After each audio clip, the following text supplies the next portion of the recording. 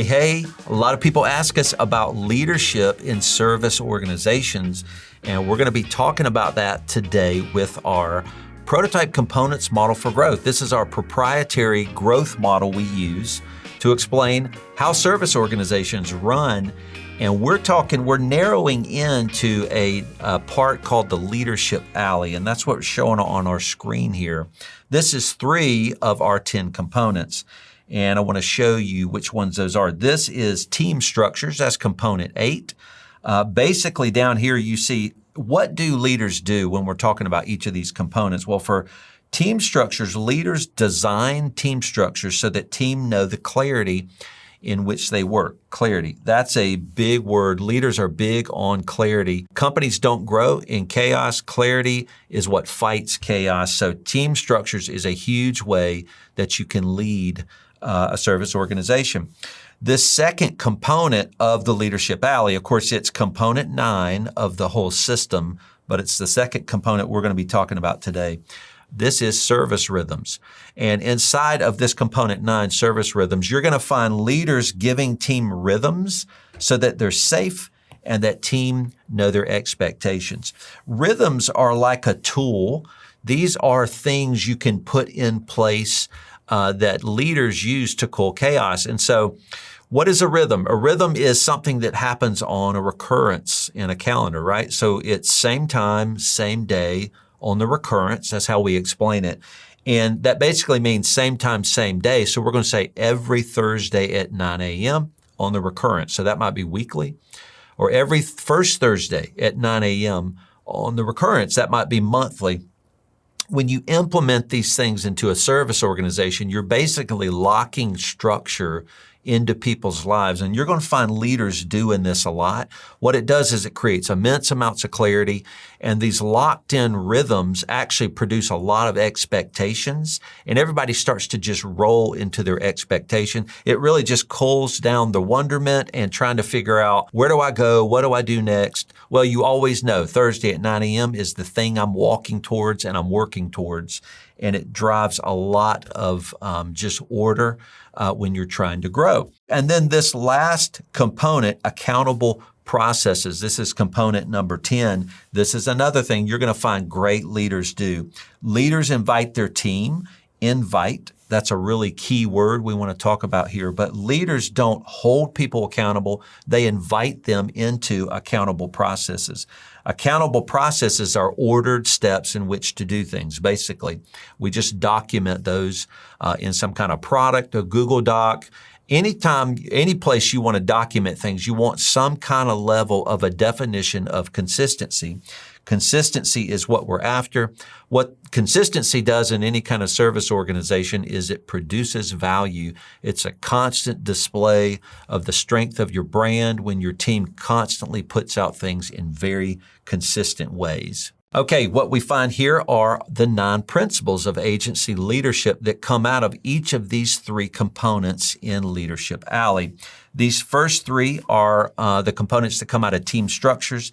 These second 3 come out of service rhythms, and these last 3, they come out of accountable processes. And we're going to walk through these each one by one to talk about how these 9 components, these 9 principles really can help you be a stronger leader based upon our prototype components model for growth. Okay, this is the first of our leadership principles for agencies that are leading based upon the Leadership Alley, which are the 3 components of the 10-component prototype components model for growth. So there's a lot to our proprietary model for growth.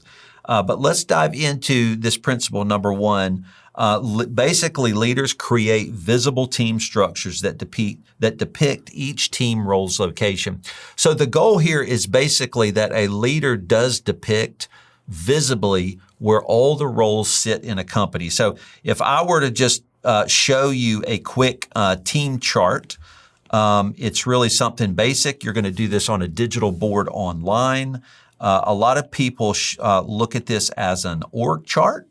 It's not an org chart. We're looking at an accountability chart. So all of these lines depict accountability.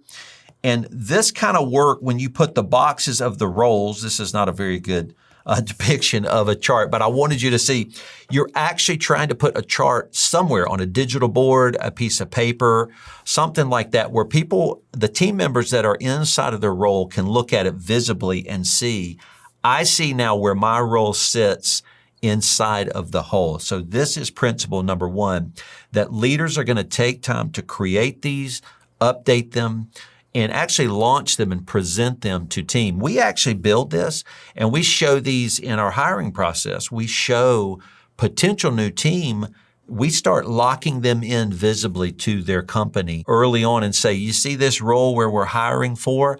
That's why we're talking to you. We're trying to hire for that position right now. So this is something great leaders do. They spend their time on that. And that's leadership principle number one. Okay, so we have principle number two. We alluded to this one already. What you're going to do after you build a chart is that leaders are going to share this structure with the team. This is something you do want to launch into the team. One thing I want to say is building a chart is really key, but building a future chart, a lot of people ask us about that. They're like, can I build a chart that I think our company may look like in the future? And that is a great way. That's a great way to strategically create new roles, put them in. But one thing about that is you do not share that future chart with a team, because team perceive it and start to see themselves in boxes that they don't even know they're going to be in yet. So that creates a lot of confusion. So make sure you're ready to share the chart when it is locked in place.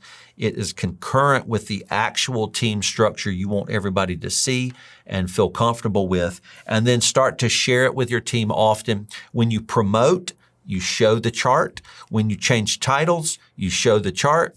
When you hire people, you got new people on your team, you show the chart. You show this chart all the time. And what leaders are always doing is they're visibly, constantly saying, here's where we are together. Here's where everybody is together. And it creates a lot of cohesiveness on the team. All right, we're on principle number three. And this one is leaders adapt. They are adapting the team structure. We were mentioning that as an agency changes and grows, and you have to always know that your agency is always it's always in contraction or expansion. As the economy grows, as the economy shrinks, an agency has to grow and shrink too. Agencies are living things. They're always changing over time. And so as that happens, a chart just follows that as if you find an agency in expansion, if it's trying to grow over and over, you're going to find a chart that's always growing and becoming more and more complicated. And so you're going to find a great leader is always adapting that chart. They're changing that chart so that it's always concurrently reflecting the current team. Even in periods of contraction, if an agency goes through contraction and they take 3 or 4 people out of the agency, it is wise to take those people off of that chart, reorganize that chart, display it in different ways, and then show the rest of the team. Now this is where you sit. Now that we were in contraction, let's say because of the economy, we wanted to show you that you're still safe. This is where you're supposed to be. If you don't do things like that, even in periods of contraction, changes to a chart like this really disrupts a team as to where they think they stand in this accountability chart. Okay, here we are on principle number 4. We were talking about team structures. That was the component that embodied those other 3 principles. Now we're talking about service rhythms. This is going to embody these next 3 principles we're going to be talking about. Here we are on principle number 4. And this principle is that leaders bring order from chaos. Order from chaos. We've been talking a lot about chaos, and influence the company for culture for good. And service rhythms is where you do that. Leaders get themselves into a service rhythm, and they really are the ones that lead safety. They're the ones who lead the influence of the culture for good. So team don't drive a healthy culture. The leaders have to do that. And that's the full embodiment of number 4 is it is the job of the leader to cull chaos, to not have chaos in a company. Chaos really hurts the culture of a team. Here we are on principle number 5 of the 9 leadership principles. And this is still in service rhythms, the component we're talking about. Leaders fight the damaging effects of assumptions on human teams.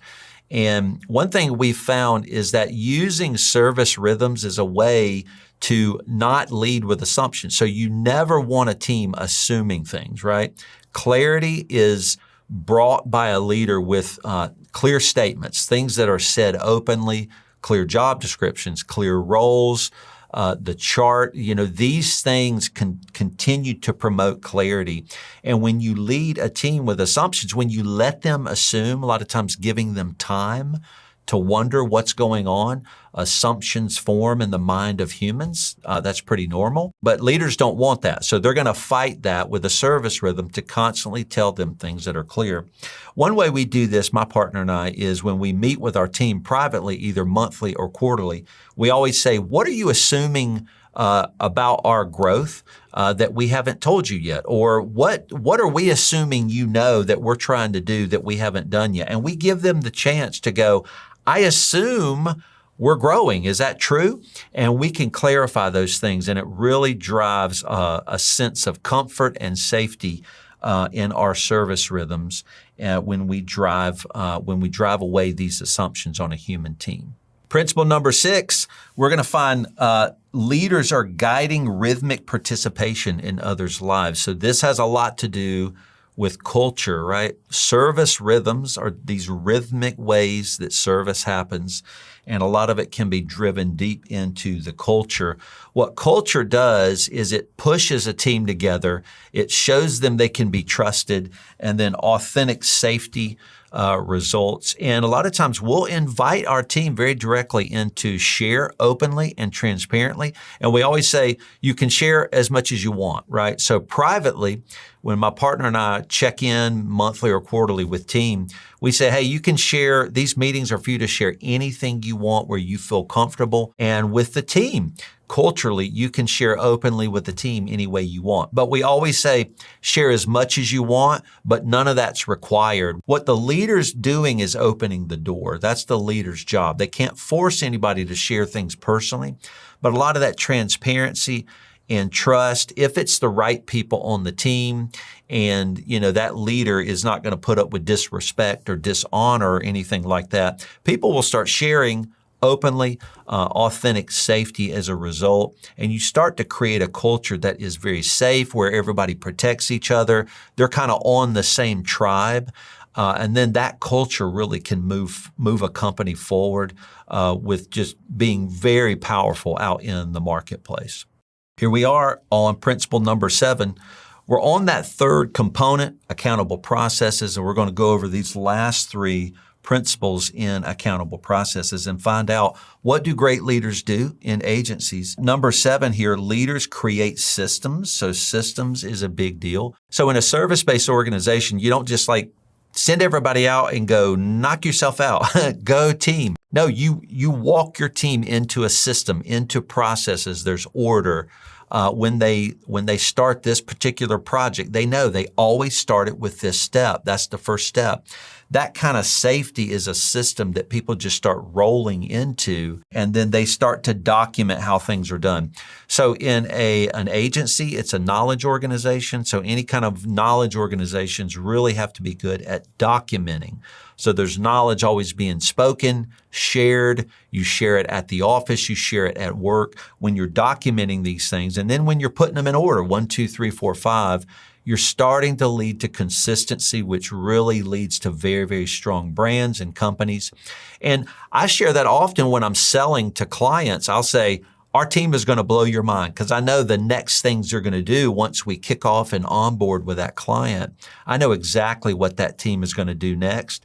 And I can start making promises to the market, to this client, and say, we're going to blow your mind. The team they're going to do this first. And then when they do it, just because we have ordered steps, it really drives the strength of our brand into that client's life. So this is the 7th principle that leaders perform to document how things are done with consistency. Here we are on principle number 8, and this is in our accountable processes component. This is about leaders updating and perfecting systems over time. Processes are never done, right? We're talking about accountable processes. Processes in a company are never complete, and that's because the company is never done maturing. As a company grows and changes, as the team grows and changes, as you invite new team onto your team, you're always learning, you're always growing. So your processes are always going to be better. Processes, in a sense, are living documents, and leaders recognize that, and they're always updating them to reflect cultural learning. And cultural learning comes from a lot of things. It comes from the team being together, figuring out new ways to do things. It comes from a new team coming on and going, "What have y'all considered doing it this way?" That brings in new cultural learning. And you're going to find leaders really focus on always, they even have a process to update their processes on a regular basis. Principle number 9 in accountable processes, leaders invite their team. We've talked about that. When you're working with accountability, you're always inviting people into accountability. You don't hold somebody to accountability. You invite them and see if they want to enter into accountable relationship with you. And our goal is to produce consistency in our work.